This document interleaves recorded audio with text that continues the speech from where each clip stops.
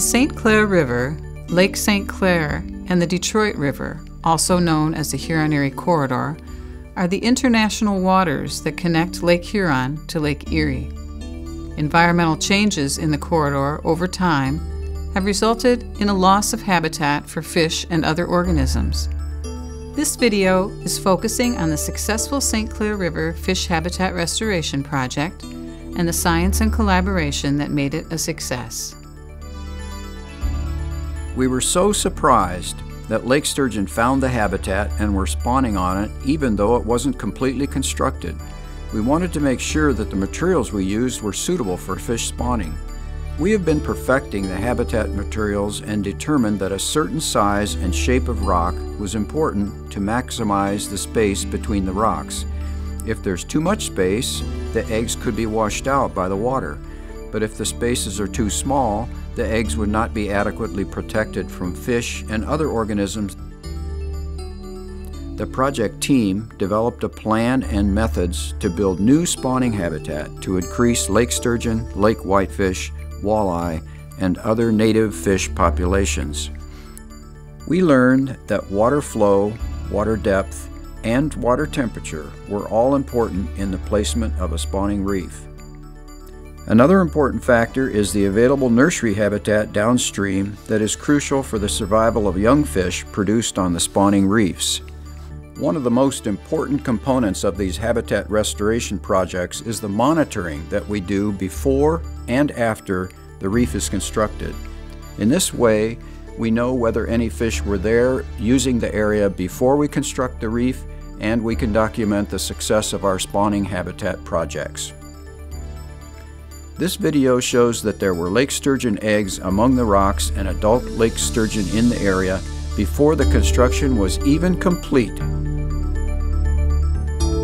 Human alterations in the system in the late 19th and early 20th century resulted in many changes. One of the largest was the result of widening and deepening for commercial navigation. In the Detroit River alone, a major modification in the lower river resulted in the removal of over 300 million cubic meters of limestone rock and other material from the bottom of the river. The result was a dramatic reduction of fish populations throughout the entire Huron-Erie corridor. In 2004, a collaborative group of university, government, industry, and non-governmental organizations established the Huron-Erie Corridor Initiative. The first two projects, one at Belle Isle in the Detroit River, the other at Fighting Island, also in the Detroit River, but in the Detroit River International Wildlife Refuge, have significantly improved fish habitat.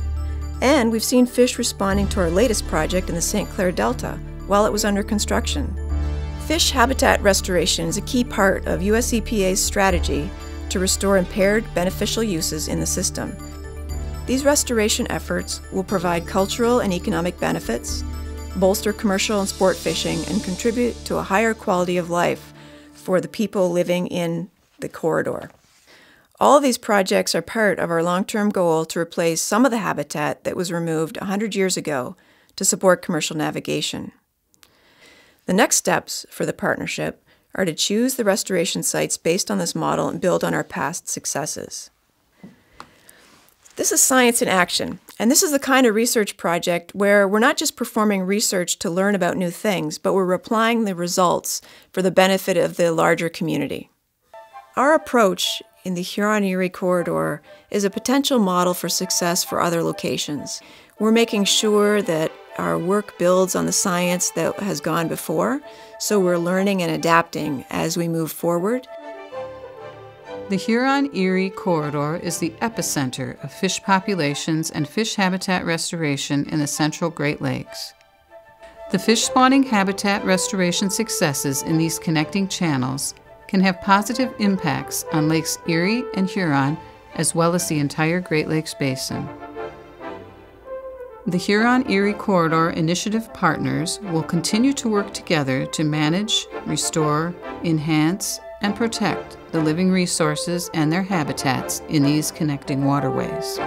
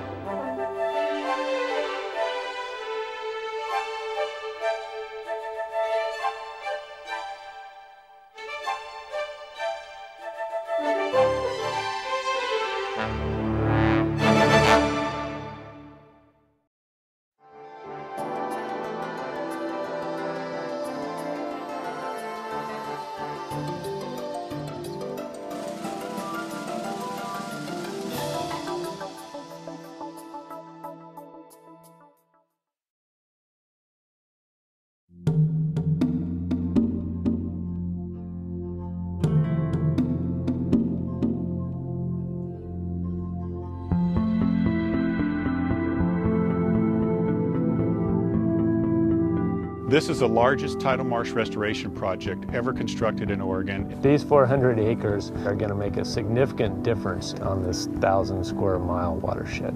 We're digging 5 miles of stream and tidal channels to restore the natural flows to this site. Those are the lungs and the bloodstream of a tidal well, and that's how the tides come in and go out.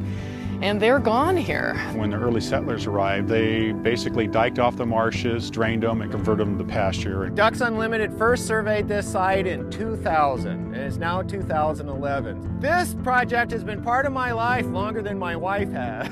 The Coquille River historically was one of the most productive streams in the Pacific coast. We have a great opportunity to see salmon and steelhead come back in strong numbers. There will be instantaneous value to fish and wildlife. There's been shorebirds circling around on the mudflats here. It's almost as if to say, come on, hurry up, we're ready for some new habitat. We're going to almost double the habitat, and that makes more food for those little fish to pack on weight. To be able to come back out on this landscape where we know people have fished for thousands of years and be able to make that happen again would be a special thing. So much fish was caught right here at the refuge in the past, and we see testimony to that in all the archaeological fishing weirs. People simply knew that by guiding fish into traps on outgoing tides, they could make a living on a daily basis throughout the year. Right now, there's not much growing out here that would really serve very well for making, say, a basket or a fishing weir, but over the next 5, 10, 15 years, those plants are going to come back. There's 4,000 years of human history at the mouth of the river. These represent Indian lives and the lives of Coquille people from the beginning of time right up through today. And this is one of the farthest inland of all the weir sites. So this is one of the larger stakes in this weir, and it's actually got some of the bark on it.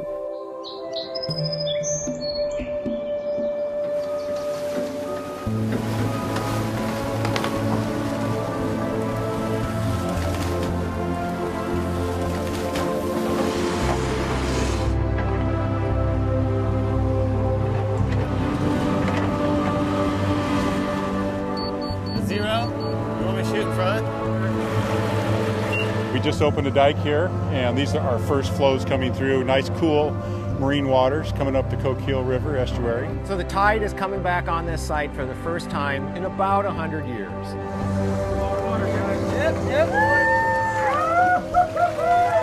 To be the first vessel into the channel, it's an honoring. The Coquille tribe just brought their ceremonial canoe through the first day that we opened the marsh to tidal action, and I have to tell you, it's pretty emotional. The tides are washing over us, and it's just a great feeling.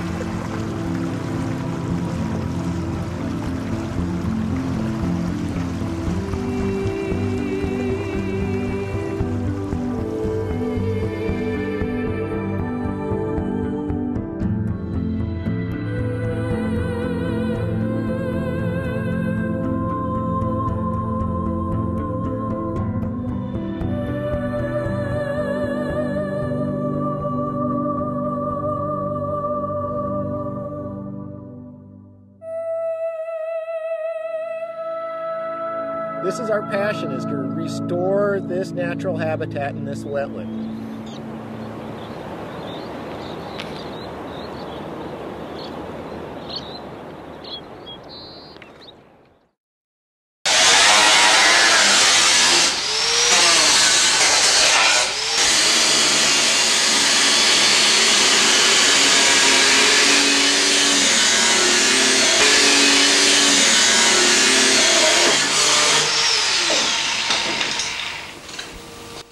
Right, what we're doing at the moment is cutting out this rather mess for this rear wheel arch. It's quite rotten under here, as you can probably see. Common plant on these alpines. It crystallises everywhere, and you get a really bad wheel arch there. Also the spring hangers. As you can see, the main of it's quite solid. It's just the steel work around it that's corroded away. And also the rear wheel arch is totally gone.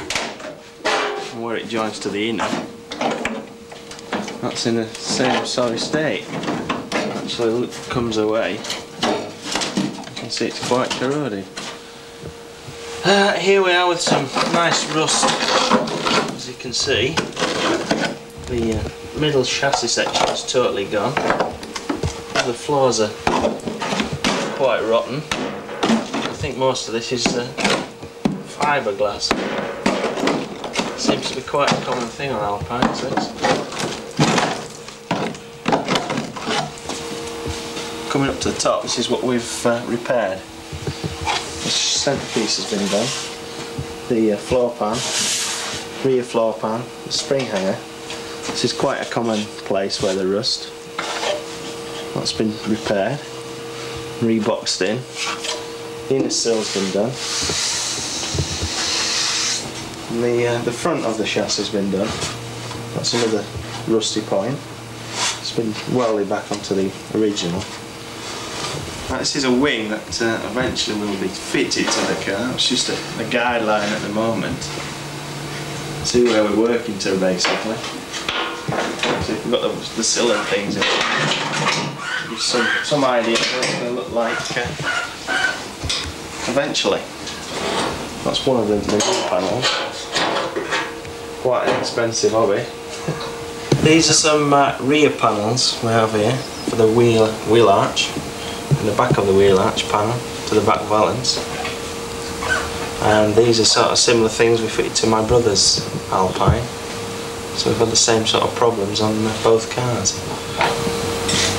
This is a TR4 engine we've had for about 4 years in that corner over there, and the damp got into the manifold and seized one of the cylinders.